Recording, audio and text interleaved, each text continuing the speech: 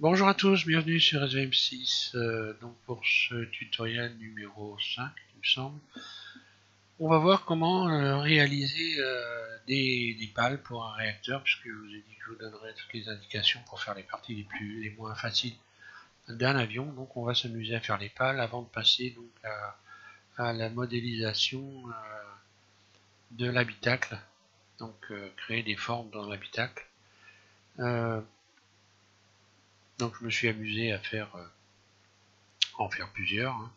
J'ai également fait un autre type de réacteur, je vais vous faire voir rapidement quand même, pour voir comment on peut jouer vraiment avec les formes, l'intérêt qu'il y a de s'amuser avec ces formes.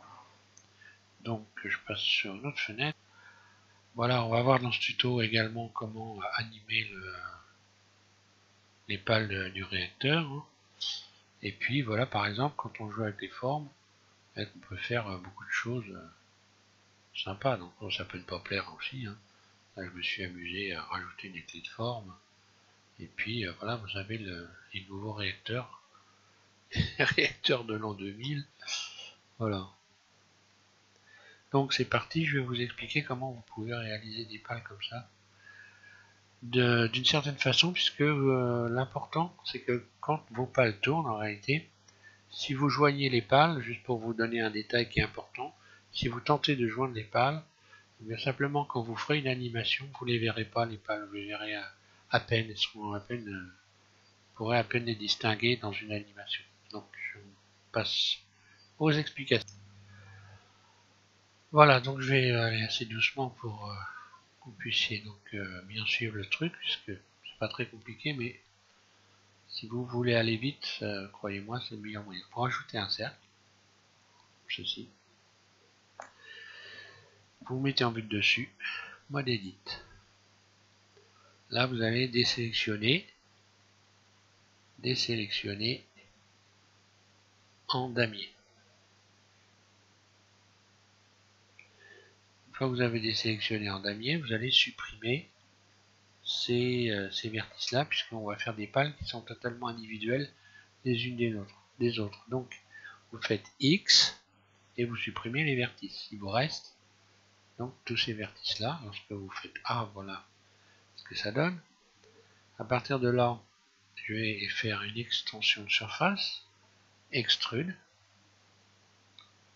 Donc, plus ou moins, l'épaisseur, c'est pas une... Tout peut se régler par la suite, donc c'est pas vraiment un problème. Vous faites une petite extension de surface comme ça. Puis ensuite, vous faites une rotation sur Z pour incliner ces arêtes. R, Z.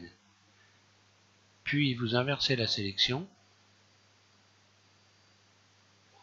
Sélection, inversée.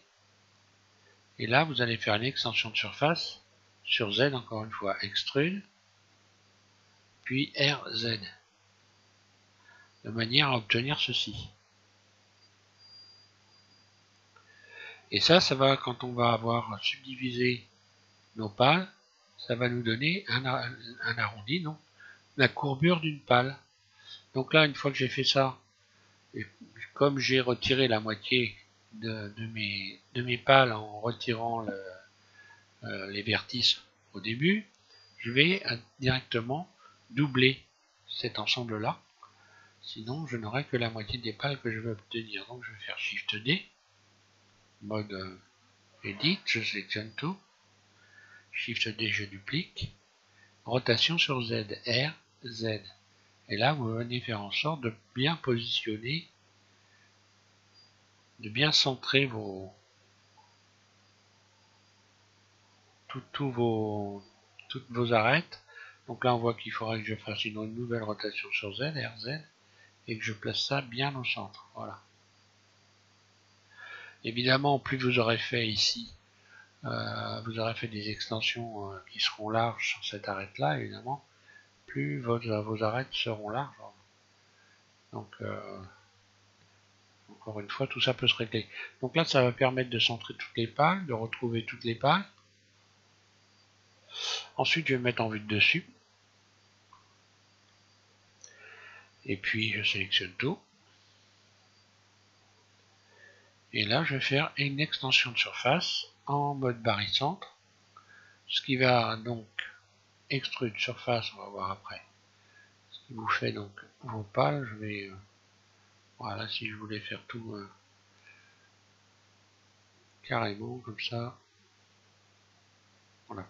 Donc automatiquement, si je me mets en vue 1 et en mode transparent, on voit que le centre est ici et que forcément en faisant une extension de surface en barycentre, automatiquement j'ai élargi non seulement mes pales comme ceci, enfin dans la longueur, mais également dans l'épaisseur. Donc il va falloir retrouver une épaisseur correcte à l'embout de vos pales. Soit vous prenez ici la poignée de déformation. Si vous prenez la poignée de déformation, vous allez faire ça.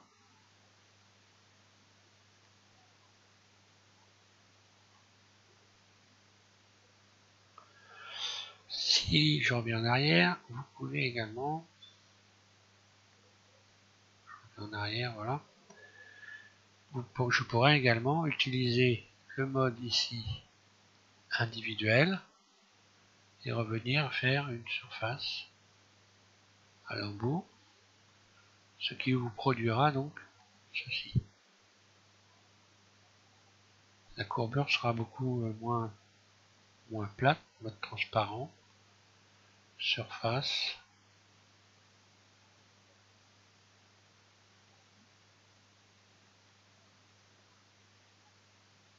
Voilà. Alors,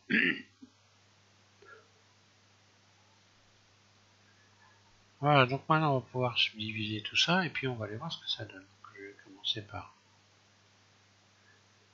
aller chercher un modificateur, subdivision de surface, 2 fois, pas la peine d'en faire plus. Donc là vous voyez vous avez déjà des formes de pales. Hein. Et puis également adoucir pendant qu'on est dans le mode objet. Voilà, j'adoucis le tout. Voilà ce que ça donne. Donc maintenant l'ouverture de vos pales, il suffit simplement, vous pouvez régler, donc on va voir tous les réglages qu'on peut faire. Je me mets en vue 1, je vais me mettre en mode transparent Z, je désélectionne tout, B, je sélectionne tout le bas. Donc en faisant ça, j'ai sélectionné normalement un ensemble d'arêtes, celui qui est en bas, que je vais pouvoir je vais pouvoir agrandir mes pales en faisant une rotation sur Z. Si je fais R, Z, j'agrandis mes pales. Alors évidemment pas en mode individuel, mais en mode barycentre. RZ, voilà. Donc là vous pouvez modifier la largeur de vos pales sans trop exagérer, puisque là on va les fermer. Hein. Donc là j'ai une marguerite en quelque sorte. Je vais lui donner une épaisseur. Je sélectionne tout. Voilà. Et puis je vais aller d'en face, solidifier. Voilà. Alors là, vous allez pouvoir régler ici l'épaisseur de vos pales. Donc inutile de faire ça trop épais. Hein. Voilà. Donc là j'ai bien une ouverture, j'ai bien l'écartement. Alors ensuite, on va continuer, je me mets en mode transparent, on va voir maintenant la forme des pales. Vous allez pouvoir, je me remets en vue dessus. Hein. Je désélectionne tout et je vais sélectionner tous les embouts.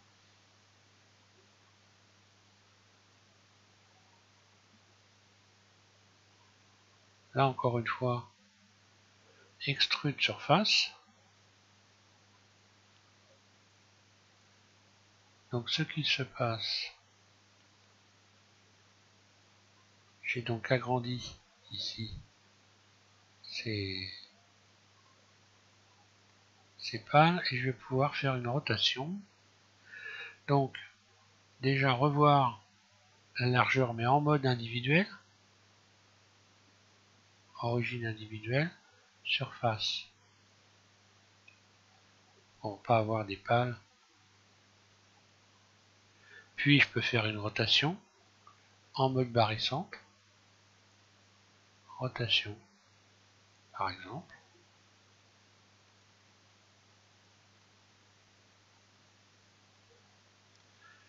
Ça peut me donner ça. Je pourrais revoir l'embout des pales en mode individuel, pour faire une surface, donc avoir des pales nettement plus fermées. À vous de voir. Hein. Maintenant, si je veux avoir les embouts qui ont une forme plate ici, je vais sélectionner tout l'ensemble, je me remets en vue de dessus.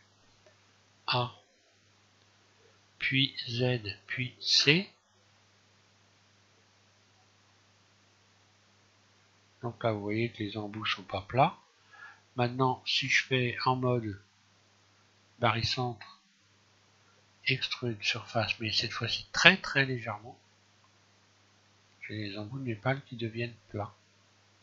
Ce que je peux faire également, ou pas. Alors là, c'est plus joli avec les pales qui sont arrondies. Hein. Je vais me remettre en vue de dessus.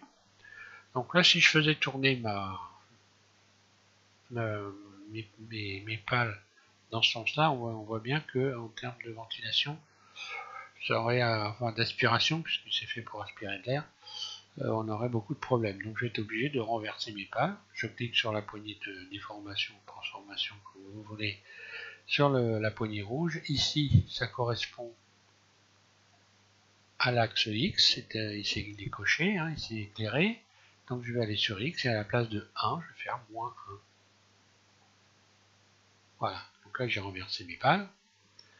Bon, juste le problème c'est que la courbure elle est à l'envers. Ben voilà, je reviens dans le mode tout simplement mode Edit, transparent, je désélectionne tout. Je resélectionne l'embout de mes pales. Et puis je vais renverser l'inclinaison en faisant une rotation comme ceci, voilà. Et voilà. Je pourrais encore toucher, par exemple, bon, j'y suis, hein, je fasse ça. Je pourrais donc également retoucher l'inclinaison de mes pales. Si je désélectionne B, ici tout le haut, il va me rester quoi? Est-ce qu'il va me rester suffisamment pour modifier? Qu'est-ce qui me reste dans la sélection? En abaissant, je pourrais donc poignée de déplacement. Et je peux encore modifier là. Alors il y a quelques...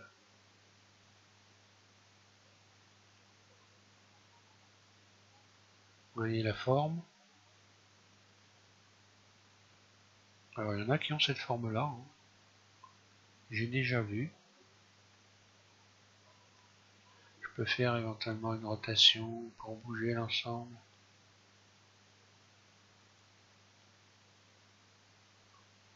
Comme ceci.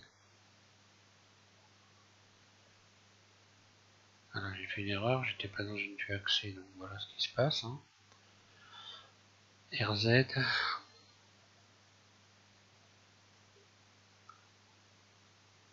Faire attention à ça, hein, vous mettre dans des vues axées. Hein.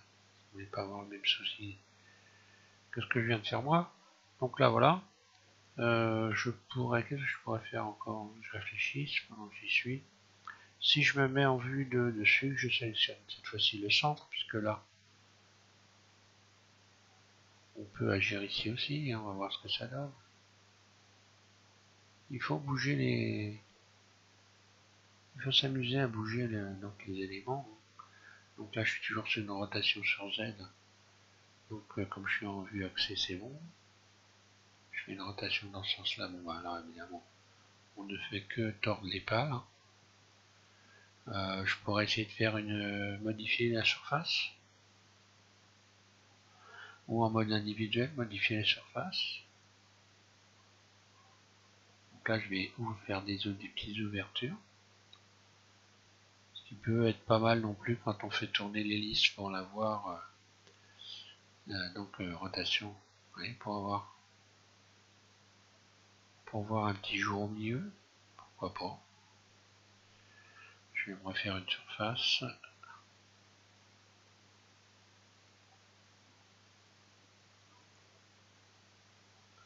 Voilà.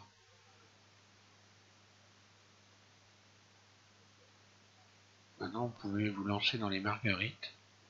Et puis voilà, pour finir l'ensemble, c'est pas bien compliqué. Hein. J'ai ma pale qui doit être au centre normalement. Et si elle est toujours au centre, c'est bon. Je vais rajouter maintenant ici une sphère.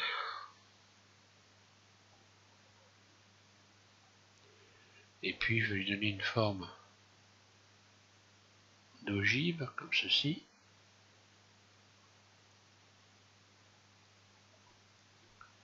Puis dessus, après ben voilà, vous réglez votre sphère. Je vais l'adoucir, la subdiviser une fois, éventuellement, pourquoi pas. Subdivision de surface, l'adoucir.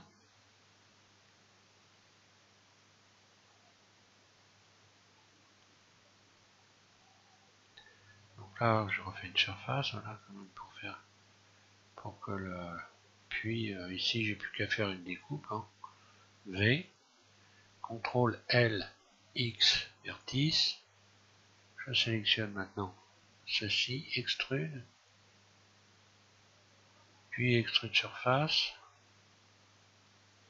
Et puis voilà, j'ai déjà un premier axe. Puis extrude.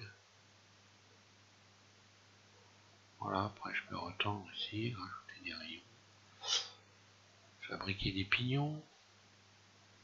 Fabriquer des pignons, c'est pas extrêmement compliqué, je vais en faire un quand même.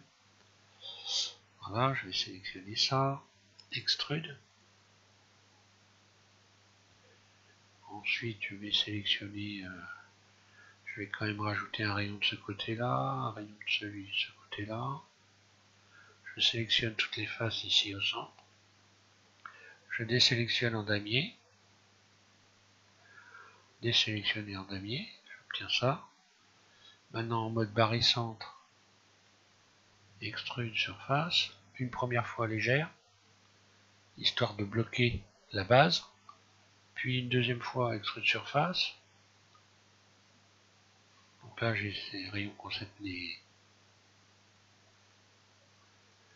ils ont cette forme là, donc on voit bien que ça va pas le faire, donc je vais refaire une extension de surface légère, extrude surface, très légère, histoire de retrouver des formes plates au-dessus. Puis je pourrais refaire une extension surface, donner une autre forme, en cette fois modifiant par exemple avec la poignée de déformation ici, poignée de transformation. Je vais pouvoir réduire ça.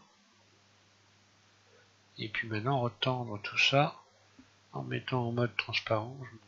Voilà, comme ceci. Je vais rajouter donc des rayons, par exemple. Et voilà. Et j'ai fait donc très rapidement. Je pourrais m'amuser encore à faire plein de choses. Hein. Par exemple, je pourrais sélectionner cette face-là. Je vais aller dans le mode sélectionné. Je vais sélectionner périmètre en espérant que... voilà, périmètre. Ça me sélectionne toutes ces faces-là. C'est bon. Extrude surface, mode barycentre. Extrude surface. Extrude. Surface. Bon, voilà des beaux... ils sont un peu bizarres, hein, mais bon. Rayon. Mais on est dans l'aviation. Hein. Vous voyez qu'on peut faire des choses intéressantes. Voilà, je ne vais pas aller plus loin pour ça. Hein. Si pour l'animation, je vous fais voir quand même l'animation, donc je vais me remettre en vue. Je vais faire... oui, il va falloir que je repositionne tout ça correctement. Donc le plus simple, c'est de sélectionner les deux. Vous faites, vous les joignez. Hein. Le mieux, c'est de les joindre directement. Et après, on va les... voilà, comme ça, vous pouvez faire une rotation sur l'axe X, RX90. Comme ça, quand je me mets en vue 1, je recommence. Vue dessus. RX90, RX90. Voilà, si je me mets en vue 1, voilà ce que ça donne. Là qu'on voit que les faces, comme j'ai utilisé, je resélectionne tout, je vais inverser les faces, puisque là, comme j'ai utilisé un renversement avec la poignée, ici j'ai renversé les pales, les faces sont à l'envers, elles sont pas claires, elles sont toutes foncées comme ça, ce qui signifie qu'elles sont à l'envers. Donc je vais aller dans Ombre ici, je commence à perdre la voix, hors de parler, et puis je vais donc recalculer, voilà, pour inverser tout, il faut que je sélectionne tout bien sûr, recalculer, voilà. Tout est dans le bon ordre.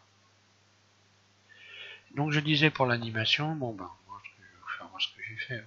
J'ai fait tourner, alors évidemment, les pignons que j'ai fait sont bidons, hein, c'est vraiment histoire de faire une animation. Après on peut encore s'amuser. Hein. Donc là je vais faire ici, je vais enclencher l'enregistrement. Je clique sur la poignée bleue ou rouge ici comme vous voulez. Ici automatiquement j'ai donc un premier curseur qui est venu se positionner. La petite barre jaune, excusez-moi. Je ramène mon curseur de timeline par exemple au bout ici, hein, et puis je vais donc faire une rotation sur l'axe Y, R, Y. Je vous rappelle pour ceux qui ont des problèmes avec les axes, que j'ai fait un tuto dessus hein, sur les axes. Et vous voyez comment c'est important de bien maîtriser les axes.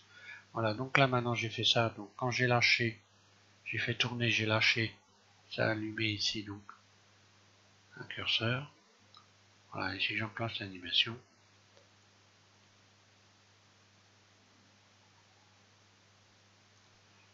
Voilà ce que ça donne. J'aurais pu, je vais revenir sélectionner comme si c'est un axe, CTRL L, donc en faire une nouvelle sélection, et puis animer l'axe pour qu'il soit de l'autre côté, je me remets en vue 1, vous voyez qu'on peut aussi également parfaitement donc modéliser avec le, je suis désolé là, je perds la voix, donc je vais arrêter de, voilà, je retire désenclenche l'enregistrement. Donc là automatiquement ça il faudrait que je lui redonne un autre nom, hein, je vais l'appeler N, je vais l'appeler sphère, je sais pas, sphère,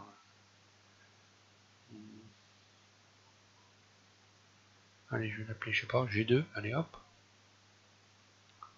s'en fiche, c'est pas grave, je l'appelle G2, et puis donc supprimer l'animation pour G2 qui est ici, ça,